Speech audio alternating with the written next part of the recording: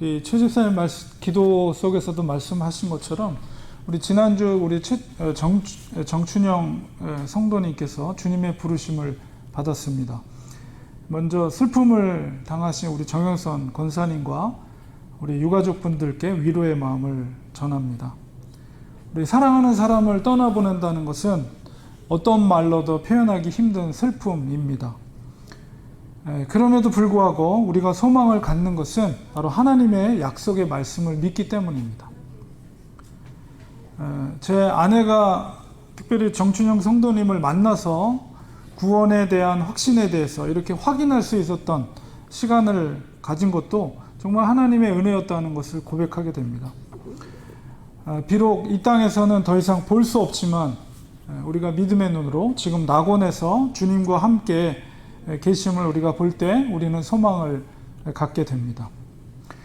오늘 특별히 우리 다니엘서를 통해서 하나님 나라의 특징, 또 하나님의 속성 이런 것을 깨닫는 시간을 가지려고 합니다. 그리고 하나님의 속성을 이해함으로써 우리 그리스도인들에게 어떤 유익함이 있는가 이런 것을 배우는 시간을 갖겠습니다. 다니엘은 그 바벨론 포로기에 살았던 믿음의 사람이었습니다. 페르시아 제국은 특별히 이 제국의 통합을 위해서 피지배국의 뛰어난 인재들을 발굴해서 그들을 이제 고위직에서 일할 수 있는 기회를 제공했습니다. 그런 역사적 배경 속에서 하나님의 사람 다니엘은 바로 하나님과 동행한 사람이었습니다. 어떤 시대든지 간에 하나님과 동행하는 사람에게는 바로 하나님의 살아있는 증거들이 나타나게 되어 있습니다. 이 페르시아에는 특별히 여러 방백들을 다스리는 총리, 3명의 총리가 있었는데요. 그 중에서 으뜸은 단연 다니엘이었습니다. 총리가 해야 할 역할은 뭐냐면 여러 지역을 다스리는 방백들, 여러 방백들, 그들이 다스리는 지역의 평화와 질서를 유지하는 역할을 했고, 왕을 대신해서 민중들의 청원들을 받아들여서 그런 것들을 지혜롭게 문제를 해결해 주는 역할을 했습니다. 그리고 방백, 여러 지역의 방백들의 요구를 들어주고, 또한 악한 정치를 행하는 방백들에 대해서 엄중하게 죄를 다스려서 어떤 왕에게 원망이나 혹은 피해가 오지 않도록 그것을 막는 역할을 이 총리들이 했죠. 다니엘은 이 모든 일에 있어서 정치적인 자질의 탁월함을 갖고 있었습니다. 전 지역의 방백들을 다스리는 리더십이 있었고, 또 행정적인 능력도 굉장히 뛰어났습니다. 그래서 그 모든 일을 할 수 있었던 것은 바로 하나님이 그 다니엘과 함께 하였기 때문이었습니다. 이런 다니엘의 탁월함을 다리오 왕은 인정해 주었고, 그래서 다리오 왕은 다니엘을 높여서 전 지역을 다스리는 그런 권력을 그에게 주었습니다. 다니엘은 그래서 왕이 정말 신뢰하는 그런 총리가 되었습니다.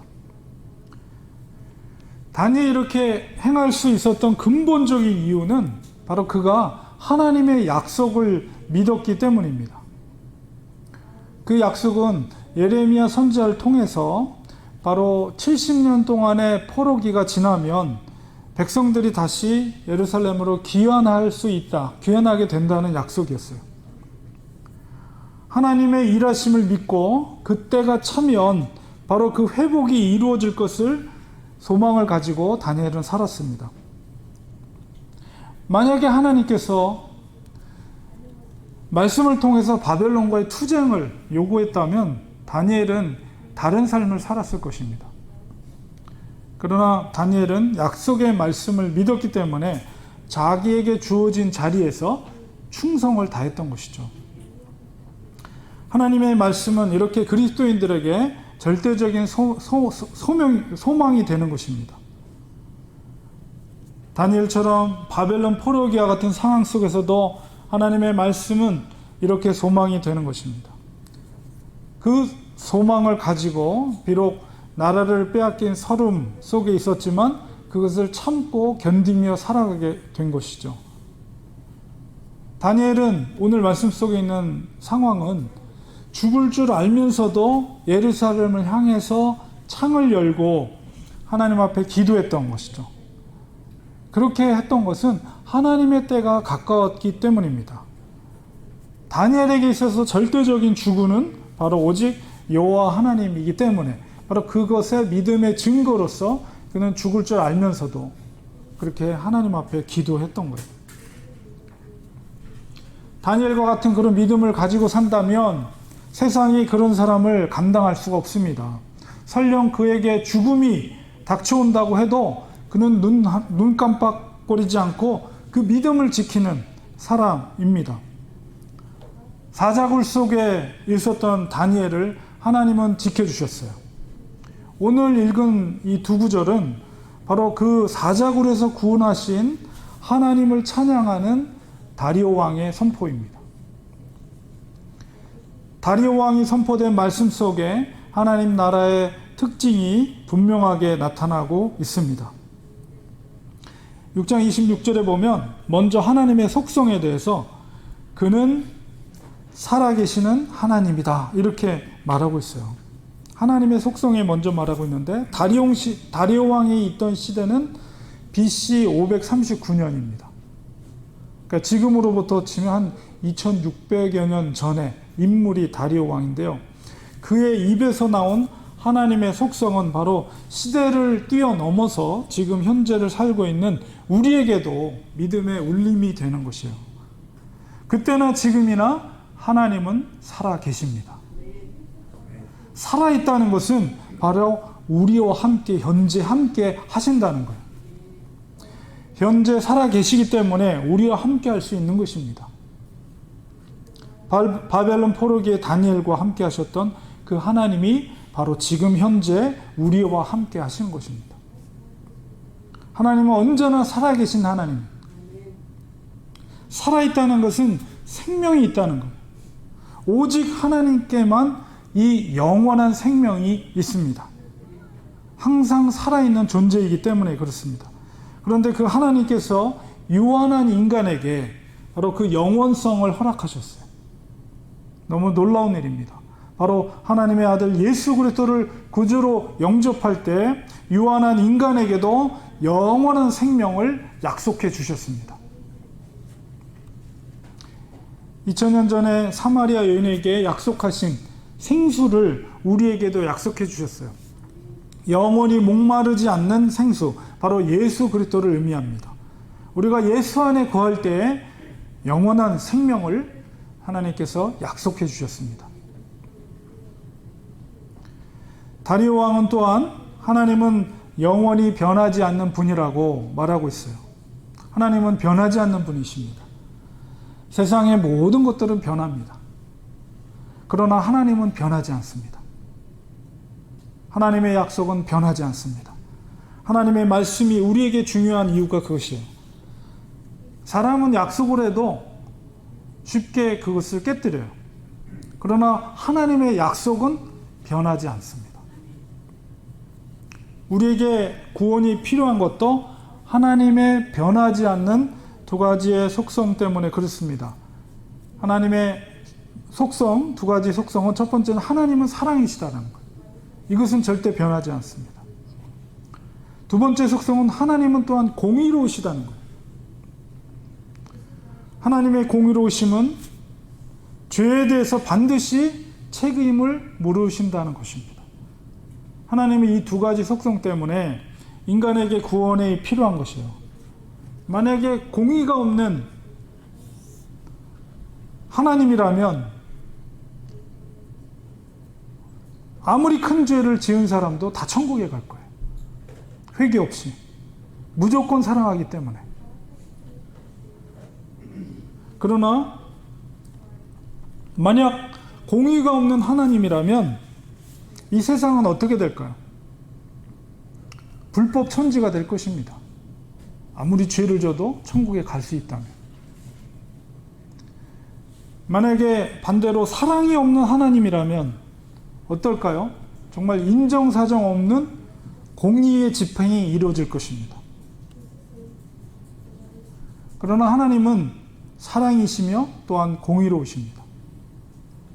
그래서 죄에 대해서 절대 간과하시지 않으시지만 그 죄에 대해서 회개할 수 있는 길을 열어주셨어요. 왜냐하면 하나님께서는 세상을 사랑하기 때문에 그렇습니다. 그 사랑과 공의의 약속은 절대 변하지 않습니다. 그렇기 때문에 우리에게 구원이 필요한 거죠. 다윗은 간음과 살인의 큰 죄를 범하였어요. 그 죄에 대해 지적했을 때 다윗은 하나님 앞에 철저하게 회개했습니다. 하나님은 다윗의 범죄에 진노하셨지만 그가 진정한 회개를 하였을 때 또한 그를 용서해 주셨어요. 죄인이지만 그를 사랑하셨기 때문에 하나님은 그를 용서해 주신 것입니다.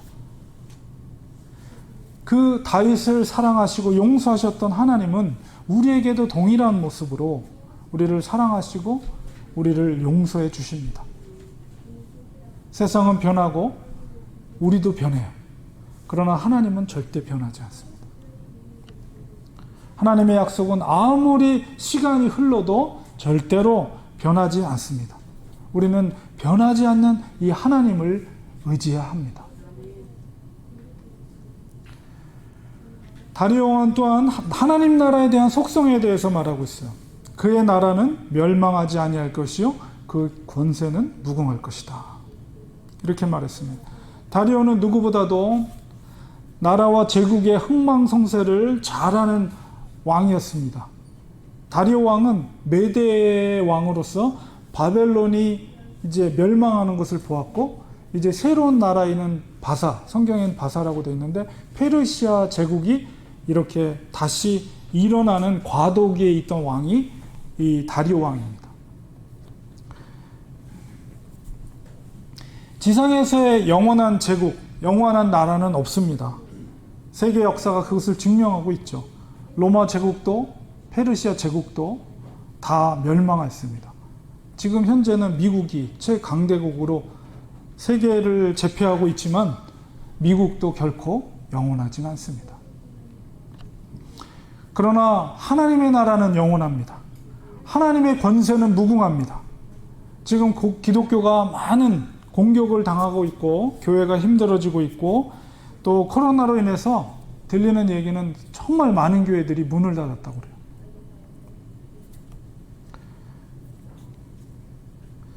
이렇게 그런 모습들이 결코 하나님 나라가 무너지는 증거가 아닙니다. 결국 하나님의 다스리는 나라는 완전한 승리를 거두게 될 것입니다. 하나님의 나라와 세상의 싸움은 눈에 보이는 싸움이 아닙니다. 영적인 전쟁이 치열하게 벌어지고 있어요. 예수님을 시험했던 마귀는 우리 믿는 자들을 시험합니다. 우리는 이 영적 전쟁에서 우리는 견디고 승리해야 합니다. 우리가 마귀의 그 공격으로부터 이길 수 있는 수단은 바로 하나님의 말씀과 성령의 능력입니다. 예수님께서도 마귀를 이 두 가지의 수단으로 물리치셨어요. 우리가 여러 가지 원인으로 인해서 약해질 때 우리는 성령을 의지해야 됩니다. 우리와 함께 하시는 성령님께서 우리에게 견딜 수 있는 또 이길 수 있는 힘을 제공해 주십니다.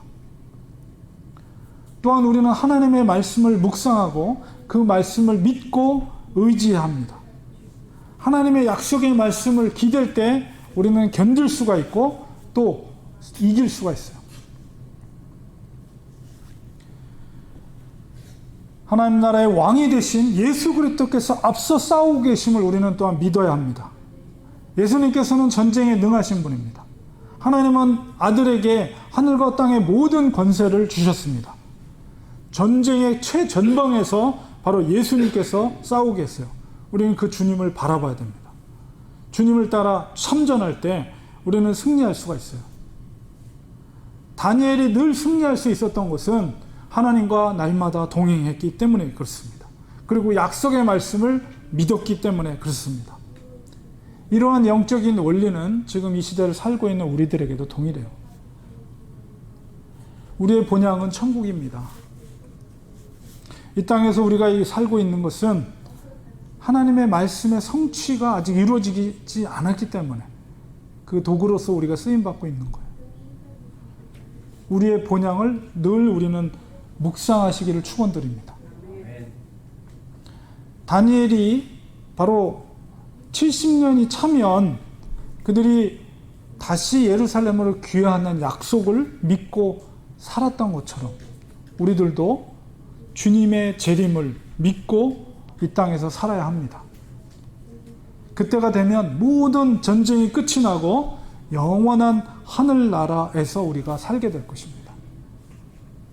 예수님을 통해서 우리는 유한한 인간이지만 영원한 존재로 살게 될 날이 곧 오게 될 것입니다.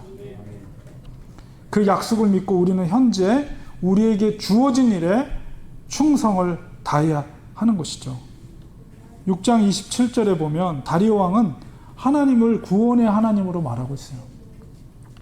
그는 구원도 하시며 건져내기시도 하시며, 바로 다니엘을 사자굴에서 건져내신 하나님, 그 하나님께서 우리를 죽음 가운데서 반드시 건져내어 주실 것입니다. 우리는 죽어도 주님이 다시 오실 때 우리는 부활된 몸으로 다시 살아날 것입니다. 그 부활된 몸은 새 예루살렘에서 영원히 살게 될 신령한 몸이에요. 지금 예수님이 갖고 계신 몸입니다. 우리가 현재 입고 있는 이 몸은 나이가 먹으면 점점 이제 주름이 생기고 썩어지지만, 그리고 결국은 흙으로 돌아가지만, 부활된 새로운 몸은 결코 썩지 않고 죽지 않는 몸입니다. 부활은 바로 하나님의 약속입니다. 하나님의 약속은 불변합니다. 우리는 부활의 소망을 가져야 됩니다.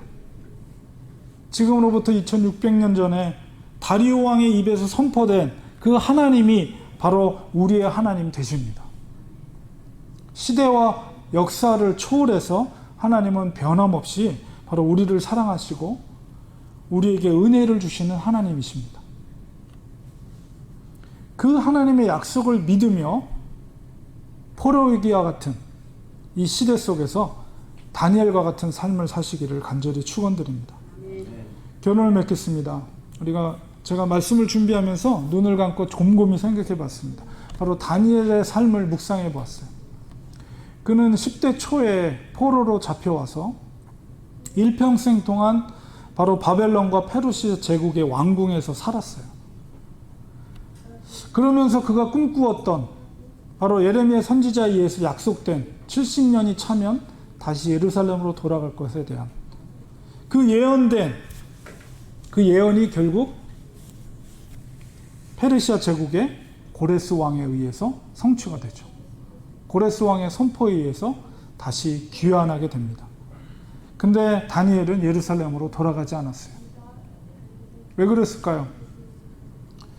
곰곰이 묵상의 끝에 생각은 바로 제국의 왕들의 입술에서 고백되어진 다리오 왕의 고백, 그리고 고레스 왕의 고백, 여러분 읽어보면 너무 놀라운 고백입니다. 그 바로 왕들의 고백이 답이라고 저는 생각하였습니다. 바로 그들을 섬기는 것이 하나님께서 자기에게 맡겨진 사명이라고 생각한 것이죠. 비록 자기는 돌아가지 않았지만 다니엘이 자기에게 맡겨진 일에 최선을 다했던 것이 곧 하나님께 영광이 되었던 것입니다. 우리도 역시 그렇습니다. 우리의 본향이 저 천국이지만 이 땅에서 하나님께서 우리 각자에게 맡겨주신 사명에 우리는 충실해야 됩니다. 그 충성을 통해서 세상 사람들이 하나님의 살아계심을 알도록 해야 돼요. 그 충성이 바로 하나님 앞에 설 때 올려드리게 될 귀한 열매가 될 것입니다. 우리는 날마다 본향을 그리워야 됩니다. 이 땅이 우리의 고향이 아니에요. 우리는 날마다 영원히 살게 될, 주님과 더불어 영원히 살게 될 그 천국을 그리워하면서 또한 다니엘처럼 하나님과 이 땅에서 동행하는 삶을 살아야 돼요. 그리고 하나님이 다니엘에게 맡겨준 사명을 충성했듯이 하나님이 우리 각자에게 맡겨주신 귀한 사명들이 있어요. 그 일에 충성할 때 하나님은 우리를 축복의 통로로서 고레스 왕과 다리오 왕에게 선포되었던 하나님을 찬양했듯이 우리들도 그렇게 쓰임받는 인생이 되기를 간절히 축원드립니다. 기도하겠습니다. 하나님 감사합니다. 다니엘과 같은 포로된 유배의 생활을 우리가 어쩌면 이 땅에서 사는지 모르겠습니다. 그러나 다니엘이 하나님과 늘 동행했던 것처럼 우리들도 주님과 동행하는 삶을 살게 하시고 이 땅에서 하나님께서 우리에게 각자에게 맡겨주신 귀한 사명을 깨닫고 그 사명에 충성된 저희들이 되게 하여 주시옵소서. 우리를 통해 축복의 통로로 사용하여 주시옵소서. 우리를 통해서 예수 그리스도의 향기가 드러나게 하시고 우리를 통해서 믿지 않는 자들에게 하나님의 살아계심이 알게 되게 하여 주시옵소서. 예수님의 이름으로 기도합니다. 아멘.